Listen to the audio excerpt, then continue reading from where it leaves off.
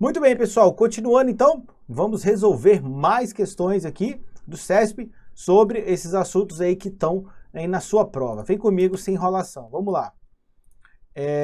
Começando aí, analista da Codevasf, prova de 2021, prova bem recente aí para a gente já poder começar já pegando o que está de mais atualizado aí da banca CESP, né? O relatório financeiro que mostra a posição da organização em um momento específico é o balanço, item certo. Você vai lembrar o seguinte, o balanço, tá? Patrimonial. Vinícius, mas ele não colocou balanço patrimonial. Se você ler, né, se você conhecer lá na parte teórica, eu falei para vocês o quê?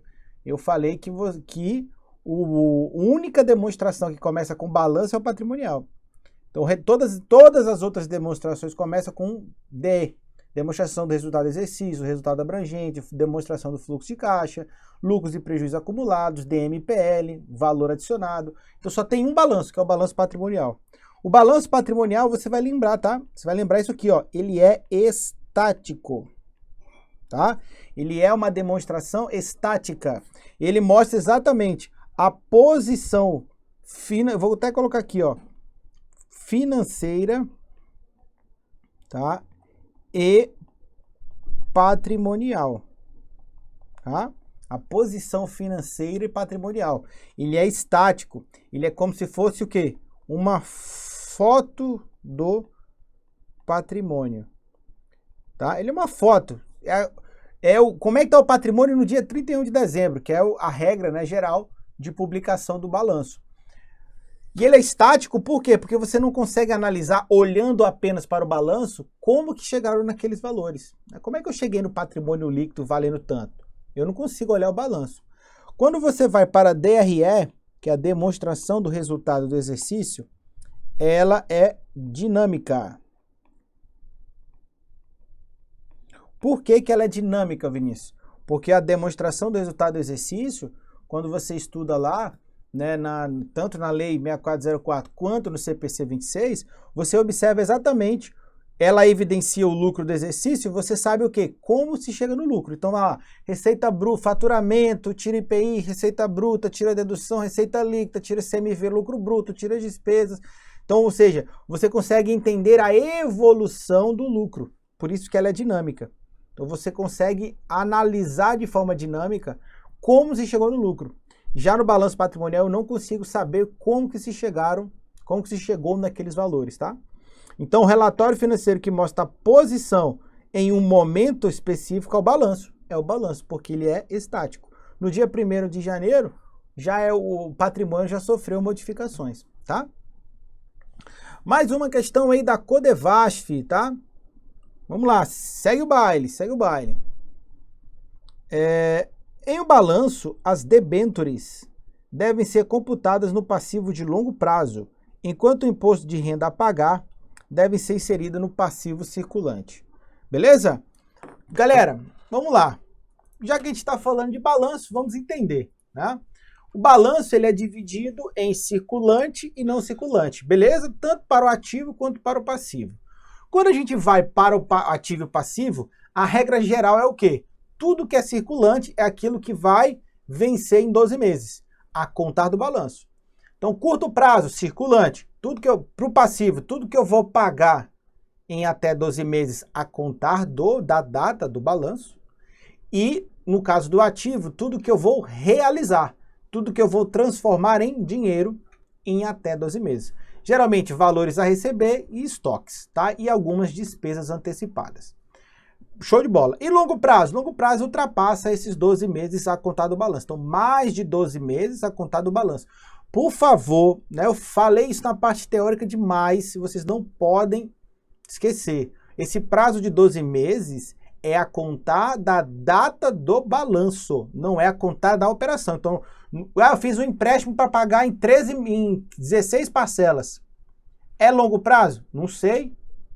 Porque eu não olho a contar da operação, eu olho a contar do balanço. Então, quando que foi feita a contratação da operação de crédito, do empréstimo, e quando vai ser publicado o balanço? Aí eu consigo fazer a análise. certo? Show de bola. Então, vencida essa primeira parte do que é circulante, do que é não circulante, vamos analisar o que a questão falou. Vem comigo. Debênture. Debênture e imposto de renda a pagar. Muito bem. Primeira coisa, o imposto de renda a pagar é mais fácil. Por quê? Porque se você apurou o imposto de renda na declaração do imposto de renda, você vai ter que pagar em seguida. Então, imposto de renda a pagar, tranquilaço, circulante. Aliás, regra geral é que os tributos sejam passivos circulantes. Tributos a pagar e aqueles tributos a recuperar, no caso de operações com ICMS, por exemplo, também sejam ativos circulantes, porque você vai recuperar ele, geralmente, no mês seguinte. Tranquilaço? Beleza. Aí, o que acontece, pessoal? O que é o debênture? Aí entra uma continha que aparece no passivo, que se você não soubesse o que era o debênture, você deixaria essa questão em branco e poderia deixar de ganhar ponto. Debênture é um título de crédito. Como assim, Vinícius?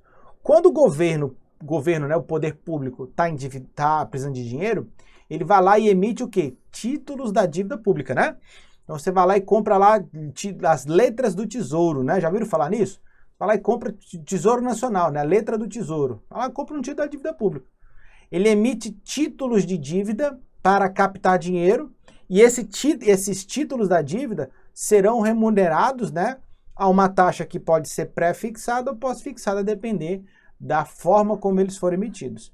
As empresas privadas, pessoal, não podem emitir títulos da dívida pública. Então, eles emitem títulos de dívida privada. Qual é o título de dívida privada que as empresas emitem? Debêntures. Então, vamos colocar aqui, ó. Debêntures são títulos de crédito emitidos pela entidade. Não guarda isso aí, tá? Então, são títulos de crédito, né, emitidos pela entidade. A entidade vende os debêntures e, com isso, ela consegue captar dinheiro. E por que a empresa faz isso, Vinícius? Para ela não fazer o quê? Financiamento bancário. Porque, geralmente, quando ela vai emitir o debênture, ela paga um juros menor do que se fosse fazer um empréstimo bancário. Então, ela vai lá e emite debênture. Geralmente, são entidades que têm capital aberto, né, que têm ações negociadas na Bolsa de Valores. Beleza? Muito bem. Agora que a gente sabe o que é debênture, né, debêntures são títulos de crédito emitidos pela entidade, você acha, pensa comigo, você acha que eu vou emitir um título para pagar no ano seguinte? Ou eu vou emitir um título para pagar daqui a 3, 4 anos, já que a natureza é idêntica a uma letra do Tesouro? Esse é o ponto. Os debêntures são emitidos para pagamento em longo prazo. Então você compra um debênture em 2021 para ser remunerado em 2024, 2025, talvez 2030. Vinícius, e como é que eu vou saber se essa empresa vai me pagar? Você vai ter que fazer uma análise, saber se a empresa é sólida, se o fluxo de caixa dela é bom. Você não vai lá simplesmente, eu vou comprar debênture. Não, você tem que saber se a empresa daqui a 3 anos vai ter condições de pagar. Qual é a finalidade desse debênture, né? Por que ela está captando o recurso dessa forma, etc. Então, os debêntures são de longo prazo, sempre. Enquanto os tributos, curto prazo, regra, tá? A regra geral é essa. Então, quando a questão vem e fala aqui para você, ó, em um balanço, debêntures devem ser computados no passivo de longo prazo e imposto de renda a pagar no passivo circulante, curto prazo, beleza? A questão está certa, tá? Pô, Vinícius, mas pode cair assim para mim? Bom, galera, tá aí na prova da Codevasf 2021. Ah, isso é uma prova de contador. Mas isso é irrelevante. Nós fizemos questões, né, ao longo do curso, né, que a gente falou de vários tipos, né, de questões de concursos de auditor, de concursos de técnico, analista e dos mais variados níveis. Então, pode sim que seja cobrado você uma questão desse tipo. Então, cuidado com essa conta, né, debêntures. Entenda o que são debêntures para você poder responder. Então, se você soubesse o que era debênture, você conseguiria responder essa questão, tá? Vamos lá. Mais uma questãozinha aí de 2021. Analista de controle externo do TCE do Rio de Janeiro. Um estoque que uma entidade pretende consumir no decurso normal do ciclo operacional deve ser por essa entidade, classificado como ativo circulante no balanço patrimonial. Verdadeiro. Se vai ser consumido no ciclo normal, isso aqui é, segundo o CPC 26, circulante. Tá? Então vamos lá. Pela Lei 6404, o que a gente considera? 12 meses a contar do balanço. Tranquilaço, de boa. Quando o ciclo operacional é maior do que 12 meses, a gente adota a regra do ciclo operacional. Então vamos lá. O que é circulante? Regra, aquilo que for realizável no caso do ativo. Gente, cuidado com essa palavra. Eu realizo o ativo e o passivo é exigível. Então muito cuidado com a nomenclatura. Agora, nesse ponto aqui, a gente já está entrando em tópicos mais específicos de contabilidade mesmo, tá? Então a gente está falando, ó, o passivo é exigível, ou seja, o credor vai exigir o pagamento dele, e o ativo é realizável. Então se aparecer na sua prova ativo exigível, está errado. Passivo realizável, está errado, tá? Então beleza. Então o que é circulante? O ativo que for realizado em até 12 meses, certo? E o passivo que for exigível em até 12 meses, tranquilaço. Agora, se o ciclo operacional, o que é o ciclo operacional da entidade, Vinícius? É o período de tempo em que a empresa adquire ativos, transforma esses ativos e faz a realização dele em dinheiro, vende ou presta serviço, certo? Esse é o ciclo operacional. Então, o ciclo operacional, ele prevalece para classificar em circulante e não circulante quando o ciclo operacional é maior do que 12 meses. É a exceção. Então, qual é a regra? A regra é, eu vou olhar para o prazo de exigibilidade do passivo e o prazo de realização do ativo. Até 12 meses do balanço, circulante. Se o ciclo operacional é maior do que 12 meses, aí eu esqueço esses 12 meses da conta do balanço e olho para o ciclo operacional. A maioria das entidades tem um ciclo operacional, às vezes, muito curto. Às vezes de dias, às vezes de horas. Como assim, Vinícius? Um supermercado comprou mercadoria, colocou na gôndola para venda, já vendeu, já realizou. Durou 2 dias no máximo. 3 dias e olhe lá. Certo? Agora, por exemplo, um estaleiro que fabrica navios. Pô, isso demora pra caramba para você fabricar e vender o navio. Uma montadora de veículos pode demorar, dependendo do carro. Uma entidade que trabalha no campo agrícola, uma fazenda. Fazenda pode ser o campo de aplicação? Claro, pô, fazenda é uma azienda, tem patrimônio e tem gestão. Então, uma fazenda que dentro do seu plantio, e colheita e venda ultrapasse 12 meses, quer dizer que o ciclo operacional dessa fazenda é maior do que 12 meses. Então, eu vou olhar o que é circulante, vou classificar o que é circulante olhando para o ciclo operacional, quando o ciclo operacional for maior que 12 meses. Se a questão não falar nada, não disse nada, não deu o prazo do ciclo operacional, você vai considerar que ele é menor do que 1 ano. Aí eu vou entrar na regra geral, certo? Circulante, regra geral, até 12 meses a contar do balanço. Exceção, quando o ciclo operacional é maior do que 12 meses. Aí eu vou olhar para o ciclo operacional, certo? Então, um estoque, ele vai ser consumido no curso normal do ciclo operacional, não importa se o ciclo operacional é de 6 meses ou de 2 anos. Se está dentro do ciclo operacional, é ativo circulante e acabou, certo? Então, só tome cuidado aí com essa classificação para vocês não se perderem na hora da prova. Mais uma. A classificação de ativos e passivos como circulantes ou não circulantes deve obedecer ao ciclo operacional. Essa daí quero que vocês respondam. Responda aí para mim. Olha as palavras. A classificação em circulante e não circulante deve obedecer o ciclo operacional. Certo ou errado? Dou-lhe uma. Vamos lá. Certo ou errado? Dou-lhe 2. Responde aí para mim.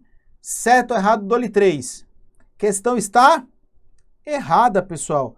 Eu olho para o ciclo operacional somente quando ele é maior do que 12 meses. Então, a classificação deve obedecer o ciclo operacional? Não. Só deve obedecer o ciclo operacional quando ele for maior do que 12 meses. Tá? Então, deve não. Deve não. Pode. Pode obedecer o ciclo operacional. Quando, Vinícius? Quando ele é maior que 12 meses. Então, cuidado aí com esse rolê aí. Questãozinha bem maldosa, capciosa, tá? Com as alterações implementadas na Lei 6404, pela Lei 11.941/2009, o patrimônio líquido deixou de ser considerado como um grupo do passivo, tá? Beleza? Gente, vamos lá, vem comigo. Aqui eu tô abordando muita coisa, muito detalhe para você, principalmente de legislação. Quando a gente vai lá no artigo 178 da Lei 6404, ela fala que o balanço patrimonial é dividido em ativo, certo? Circulante e não circulante, e o passivo, dividido em circulante, não circulante e patrimônio líquido. Para a Lei 6404, o que é passivo? Vamos colocar aqui. Para a Lei 6404,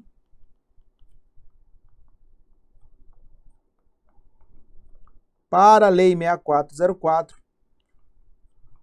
passivo, tá? Passivo é o circulante, passivo é o não circulante e é o patrimônio líquido.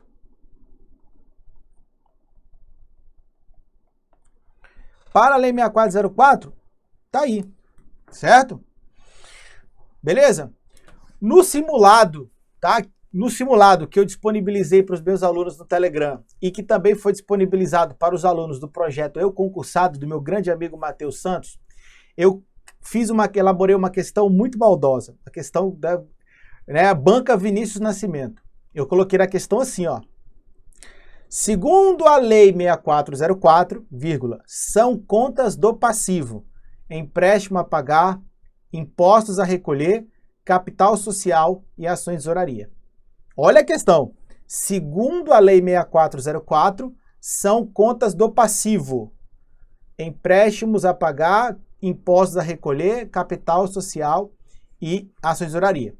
E aí o simulado foi aplicado para os alunos do Matheus, eu disponibilizei para os meus alunos no Telegram. E aí os alunos do Matheus choveu de recurso, cara, choveu de recurso nessa questão. A galera, não, porque capital social é patrimônio líquido, ações de tesouraria também. Aí eu tive que responder para os alunos, né? Cara, olha o artigo 178. Patrimônio líquido é passivo para a Lei 6404. E aí a questão está certa. E eu ainda amarrei o enunciado porque eu falei assim, ó, segundo a Lei 6404, eu não quero saber segundo o CPC, porque o CPC passivo é uma coisa, patrimônio líquido é outra. Segundo a Lei 6404, todas elas são contas de passivo. Ah, Vinícius, mas é maldade. Meu amigo, é assim mesmo. Você acha a banca vai ter lá, sei lá, 200 mil inscritos para escolher 900 agentes. Sei lá, 80 mil inscritos para escolher 300 escrivães, né? E vai botar a questão para sacanear mesmo. Você tem que estar atento à maldade da banca. Então foi um tipo de questão que eu chamei a atenção para vocês para isso. Algumas questões, a banca coloca assim, ó, o passivo total. Passivo total, na ótica da Lei 6404, passivo exigível, que é o circulante e não circulante, e o chamado passivo não exigível, que é o patrimônio líquido. Por que a gente fala que patrimônio líquido é passivo não exigível? Olha a contradição. O passivo exigível é aquele que é exigido o pagamento pelo credor, certo? Então o credor daquela dívida vai exigir que a entidade pague, que a empresa pague. O passivo não exigível, ele não está sujeito a isso. O direito do sócio não exigível. Ele não vai ficar lá, a empresa paga o dinheiro que eu investi em você. Não, deixa o dinheiro aí e me remunera por esse dinheiro investido. Como é que a empresa vai remunerar? Dividendos, no caso de ações, né? E distribuição de lucros. Dividendos, juros sobre capital próprio, né? Então, cuidado com essa construção. Voltando para a questão, tá? O patrimônio líquido deixou de ser considerado grupo do passivo? Falso. É grupo do passivo, sim. Está lá no artigo 178, tá? Analista TJ Amazonas. A tabela a seguir mostra os saldos em valores absolutos de todas as contas que compõem o balanço patrimonial. Porra, então não tem conta de resultado aqui, pô. Não vai ter conta de resultado. Se você leu e, pô, leu com atenção no enunciado, você fala, cara, só tem conta de resultado, de conta patrimonial, não tem conta de resultado. Vamos lá, tá aí, estão aí as contas. Aí você, taradão, vai olhar a conta? Não, velho. Você vai olhar o que a questão quer. Ele quer o ativo não circulante. Vinícius, como é que eu acho o não circulante? O não circulante, ele vai ter 4 grupos, né? 4 grupos. Tem que estar na ponta da língua. Vai ter o não circulante realizável a longo prazo. Tá? Vai ser o investimento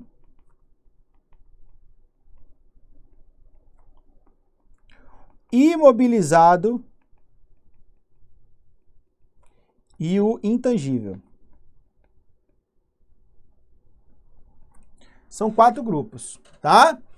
Imobilizado, intangível, investimentos realizáveis a longo prazo. E vou colocar mais exatamente, preste atenção, nessa ordem. Nessa ordem. Tá? Nessa ordem. Por quê, Vinícius? A ordem das contas no balanço tem uma lógica. Então, tem que saber na ordem. Qual é a ordem que eu vou classificar as contas no ativo? Grau decrescente de liquidez. Vamos colocar aqui, ó. Tá? Ó, grau. Deixa eu tirar aqui minha cara feia para vocês verem, ó. Grau decrescente de liquidez. Tá? Beleza? Então é nessa ordem que vocês têm que colocar as contas. No caso do passivo, é grau decrescente também, mas de exigibilidade. Tá? Então cuidado. O ativo, grau decrescente de liquidez. O passivo, grau decrescente de exigibilidade, tá? Então, cuidado, beleza? Beleza, pessoal? Show de bola. Vamos lá. Então, ele quer saber o não circulante na questão. Vamos classificar? Vamos classificar? Vamos lá, ó. Vou classificar todas as contas, já que a gente está aqui para relembrar, né? Ó, a amortização acumulada é uma conta retificadora do intangível. Regra geral, tá? Falou amortização acumulada é do intangível. Se fosse só a amortização, tá? É aqui eu quero chamar essa atenção, né? Se aparecesse só a amortização, Vinícius, não seria conta de resultado? Seria se a banca não tivesse dito isso aqui, ó. Que essas contas são do patrimônio, tá? Beleza? Mesmo se não tivesse a palavra acumulada, você tinha que considerar essa conta como retificadora. Por quê? Porque a banca deixou claro para você que essas são contas do balanço patrimonial. Então, mesmo se não tivesse acumulado, eu tinha que raciocinar dessa forma. Vamos lá. Retificadora do intangível. Então, isso aqui vai entre parênteses, tá? Intangível é não circulante. Então, beleza. Bancos, ativo circulante. Capital social, patrimônio líquido. Contas a pagar, passivo circulante. A pagar é passivo. Não disse nada, regra geral circulante, tá? Contas a receber, ativo circulante. Depreciação acumulada, retificadora do imobilizado. Tá? Uma conta que diminui o ativo imobilizado. Então ela vai aparecer entre parênteses lá no balanço. Despesa antecipada, ativo circulante. Despesa antecipada é algo semelhante a um adiantamento, né? Encargos a transcorrer de financiamento de longo prazo. Retificadora do passivo não circulante. Então essa conta aí, ó, encargos a transcorrer a longo prazo de financiamento, está retificando a conta financiamento. Só de ler essa conta eu já sei o quê? Que essa empresa pegou um empréstimo, fez um financiamento com juros pré-fixado. Só de ler essa conta eu já sei disso, tá? Estoque, ativo circulante. Financiamento de longo prazo, passivo não circulante, ou longo prazo. Fornecedores, passivo circulante. Impostos a recolher, recolher a obrigação, passivo circulante. Máquina e equipamento, imobilizado, ativo não circulante. Marcas e patentes, intangível, ativo não circulante. Prejuízo acumulado, retificadora do patrimônio líquido.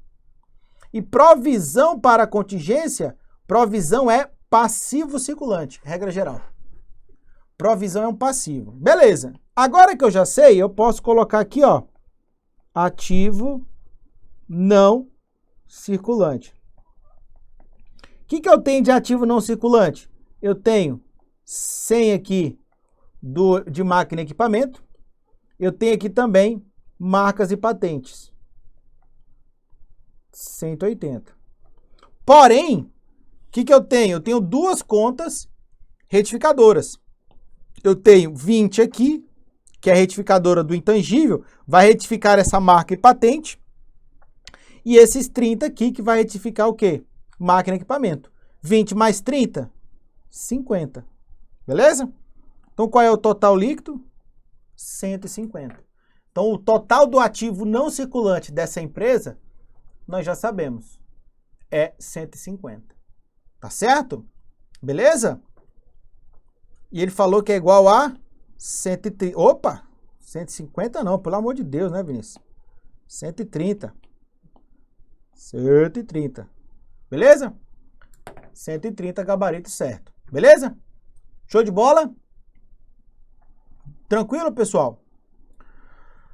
De novo, mesmo, ó, é a mesma tabela, tá? Aqui ela tá em duas colunas, mas é a mesma tabela.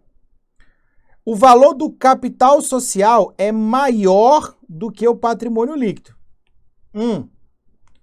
Tá? Vamos lá.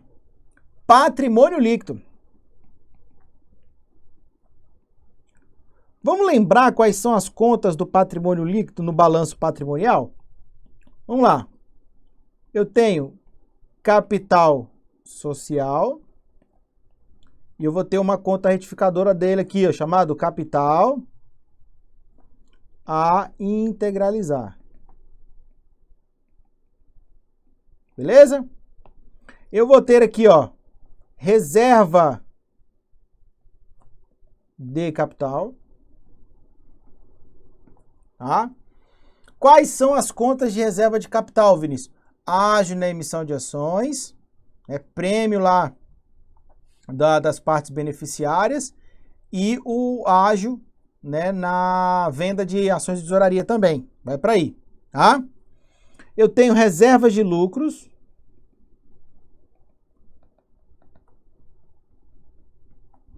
Beleza? Eu tenho a conta, que é uma conta especial, que é a conta ajuste de avaliação patrimonial. Por que eu falo que ela é uma conta especial? Porque ela pode ser uma conta credora, ou seja, ela aumenta o PL, ou ela pode ser uma conta devedora, retificando o PL. Por isso que ela é uma conta diferenciada. E nós temos aqui uma última conta retificadora, sempre, que é a conta prejuízo acumulado. Beleza. Já sei todas as contas do patrimônio líquido. Isso daqui, ó, segundo a lei 6404, tá? Pode aparecer outras? Podem. Mas eu acho que é isso que você precisa saber por enquanto, tá? Beleza. Vamos lá. Eu tenho capital social. A banca me deu. Tá aqui, ó. Capital social tá aqui, ó. 150. Bom, ele falou que é maior do que o patrimônio líquido. Não tem como ser maior que o patrimônio líquido. O patrimônio líquido, ele é igual ao capital social ou menor. Concorda comigo ou não? Raciocina comigo. Não tem como o patrimônio líquido ser menor do que o capital social. Porque se o capital social é 100, o máximo que o patrimônio líquido vai ser é 100. Faz sentido na sua cabeça? Ou não? Certo? Faz sentido? Então, o patrimônio líquido nunca pode ser maior que o capital social. O capital social pode ser maior que o patrimônio líquido? Pode, quando eu tiver uma conta o quê? Retificadora. Recapitulando. O capital social pode ser maior que o patrimônio líquido? Pode, quando eu tiver uma conta retificadora. Agora, o patrimônio líquido pode ser maior que o capital social? Jamais, porque um é parte do outro. Então, nessa questão aqui, eu vou olhar, ó, capital social, 150. Beleza? E o capital integralizar? 0. Ele não falou nada de reservas, não falou nada de reajuste de avaliação patrimonial. Porém, nós temos uma conta bem aqui, ó. Tá? Que é o nosso prejuízo acumulado. De 10. Ou seja, qual é o valor líquido desse patrimônio líquido? Então, esse patrimônio líquido aqui, ó, vai valer 140.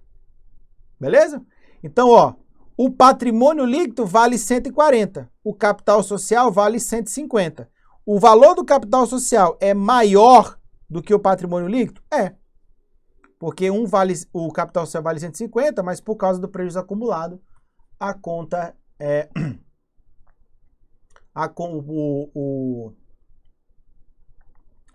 o valor líquido é 140. Pessoal, só falei uma impropriedade para vocês, vou até corrigir, tá? É óbvio que o patrimônio líquido pode ser bem maior do que o capital social, né? Eu fui falando aqui, mas é viável. Se eu tiver reservas, reserva de capital, reserva de lucro, se eu tivesse aí 100 de reserva de capital, o valor do patrimônio líquido seria maior, tá bom? Então, eu falei uma besteira para vocês, corrijo aí no material de vocês, tá? Bom, vou ficando por aqui, tá? Com essa correçãozinha, resolvendo essa questão. Próximo bloco eu volto para a gente continuar a nossa resolução de questões, beleza? Sai daí, já eu volto.